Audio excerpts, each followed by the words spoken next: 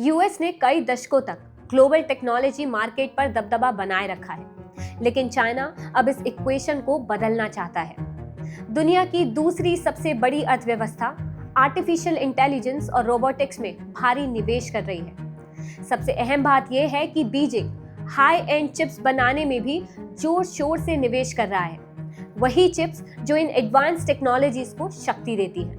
पिछले महीने silicon valley की एआई चिप दिग्गज कंपनी एनवीडिया के प्रमुख जेनसन हुआंग ने चेतावनी दी थी कि चिप डेवलपमेंट में चाइना यूएस से सिर्फ नैनो सेकंड पीछे है। तो सवाल यह है कि क्या चाइना यूएस तकनीक की बराबरी कर पाएगा और हाई एंड चिप्स के आयात पर अपनी निर्भरता को खत्म कर सकेगा? चाइना की डीप सीक ने 2024 में पूरा टेक वर्ल्ड हिला दिया जब उन्होंने ओपन एआई के चैट जीपीटी के राइवल लॉन्च किया। ये घोषणा और भी ज्यादा चौंकाने वाली इसलिए थी क्योंकि ये एक रिलेटिवली अननोन स्टार्टअप था। सबसे बड़ी बात, कंपनी ने क्लेम किया कि उनका मॉडल ट्रेन करना लीडिंग एआई मॉडल्स की तुलना में बहुत ही सस्ता था। इसे बनाने के लिए उन्होंने अपने राइवल्स की तरह हाई एंड चिप्स का ढेर नहीं लगाया और इसके लॉन्च होते ही सिलिकॉन वैली बेस्ड एनवीडिया की मार्केट वैल्यू अस्थायी तौर पर गिर गई। और चाइना का टेक सेक्टर मोमेंटम यही नहीं रुका। इस साल कुछ बड़े चाइनीज टेक फर्म्स ने क्लियरली बताया है कि उनका एम है एनवीडिया को चैलेंज करना और लोकल कंपनीज के लिए मेन एडवांस चिप सप्लायर्स बनाना। सितंबर में चाइनीज स्टेट मीडिया ने रिपोर्ट किया कि अलीबाबा का नया चिप परफॉर्मेंस के मामले में एनवीडिया के H20 सेमीकंडक्टर्स के बराबर है और वो भी कम एनर्जी कंज्यूम करके। H20 प्रोसेसर दरअसल यूएस एक्सपोर्ट नियमों के तहत चीनी बाजार के लिए बनाए गए स्केल डाउन वर्जन है। हवाई ने भी अपने अब तक के सबसे पावरफुल चिप्स लॉन्च किए, साथ ही एक 3 साल का प्लान अनाउंस किया है जिसका मकसद साफ है कि आर्टिफिशियल इंटेलिजेंस मार्केट में एनवीडिया के डोमिनेंस को कैसे चैलेंज किया जा सके। चाइनीज टेक जायंट ने यह भी कहा है कि वो अपने डिजाइन और कंप्यूटर प्रोग्राम्स चाइना में पब्लिक के लिए अवेलेबल कराएंगे ताकि कंपनीज को उनकी यूएस प्रोडक्ट पर निर्भरता कम करने के लिए प्रेरित किया जा सके। दूसरी चाइनीज चिप डेवलपर्स ने भी देश की बड़ी कंपनीज के साथ मेजर कॉन्ट्रैक्ट सिक्योर किए हैं, जैसे कि Meta x state own telecom operator China Unicom जैसे क्लाइंट्स के लिए एडवांस चिप सप्लाई कर रहा है। एक और पोटेंशियल चैलेंजर जिसे काफी महत्वपूर्ण माना जा रहा है वो है बीजिंग बेस्ड कैप्रिकॉर्न टेक्नोलॉजीज। इसके शंघाई लिस्टेड शेयर ने पिछले 3 महीनों में अपनी वैल्यू डबल से ज्यादा कर ली है, क्योंकि इन्वेस्टर्स ये दावा लगा रहे हैं कि ये बीजिंग की पहल से फायदा उठाएगा जिसमें चीनी कंपनियों को स्थानीय रूप से उत्पादित हाई एंड चिप्स इस्तेमाल करने के लिए प्रोत्साहित किया जा रहा है। टेंसेंट जो सुपर ऐप वीचैट का मालिक है, एक और महत्वपूर्ण टेक जायंट है जिसने सरकार की इस अपील को मानते हुए चीनी चिप्स का इस्तेमाल शुरू किया है। स्टेट बैक ट्रेड शोज का भी कोई शॉर्टेजेस नहीं है जो चाइनीज टेक्नोलॉजीज कंपनीज को प्रमोट करते हैं और इन्वेस्टर्स को अट्रैक्ट करने का काम करते हैं। एनवीडिया के एक स्पोक्सपर्सन ने बीबीसी को जवाब देते हुए कहा, "The competition has undeniably arrived. Customers will choose the best technology stack for running the world's most popular commercial application and open source models.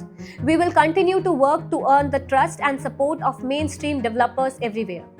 यानी कंपटीशन अब क्लियरली आ चुका है। कस्टमर्स अब वही टेक्नोलॉजी चूज करेंगे जो दुनिया के पॉपुलर कॉमर्शियल एप्स और ओपन सोर्सेज मॉडल्स के लिए बेस्ट हो। हम हर जगह मेन स्ट्रीम डेवलपर्स का ट्रस्ट और सपोर्ट जीतने के लिए काम करते रहेंगे। फिर भी कुछ एक्सपर्ट्स ने सावधानी बरतने की सलाह दी है कि चाइनीज चिप मेकर्स के क्लेम्स को थोड़ा पिंच ऑफ सॉल्ट के साथ लेना चाहिए, क्योंकि पब्लिकली अवेलेबल डेटा और कंसिस्टेंट टेस्टिंग बेंचमार्क्स की कमी है। कंप्यूटर साइंटिस्ट जावेद हज यहिया, जिन्होंने दोनों यूएस और चाइनीज चिप टेस्ट किए, उनका कहना है कि China semiconductors perform similarly to the US in predictive AI but fall short in complex analytics. The gap is clear and it is surely shrinking, but I don't think it's something they will catch up on short term. यानी China के semiconductors predictive AI में US के बराबर perform करते हैं, लेकिन complex analytics में थोड़े पीछे हैं। गैप दिख रहा है और धीरे धीरे कम हो रहा है, लेकिन शॉर्ट टर्म में यूएस की बराबरी करना अभी भी मुश्किल है।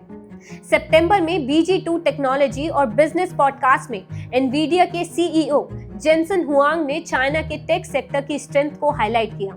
उन्होंने इसकी हार्ड वर्किंग और vast talent pool, intense domestic competition और चिप मेकिंग में प्रोग्रेस की तारीफ की। उन्होंने कहा कि ये एक वाइब्रेंट और हाई टेक मॉडर्न इंडस्ट्री है और यूएस से अपील की है कि उसे अपने सर्वाइवल के लिए कॉम्पीट करना चाहिए। उनका असेसमेंट शायद बीजिंग के ऑफिशियल के लिए वेलकम होगा। देश काफी टाइम से टेक में ग्लोबल लीडर बनने की कोशिश कर रहा है ताकि वेस्ट पर उसकी डिपेंडेंसी कम हो सके। सालों से चाइना ने जो हाई क्वालिटी डेवलपमेंट जो प्रेसिडेंट जिनपिंग कहते हैं उसमें हेवी इन्वेस्टमेंट किया है, जो रिन्यूएबल एनर्जी से लेकर एआई तक इंडस्ट्रीज को कवर करता है।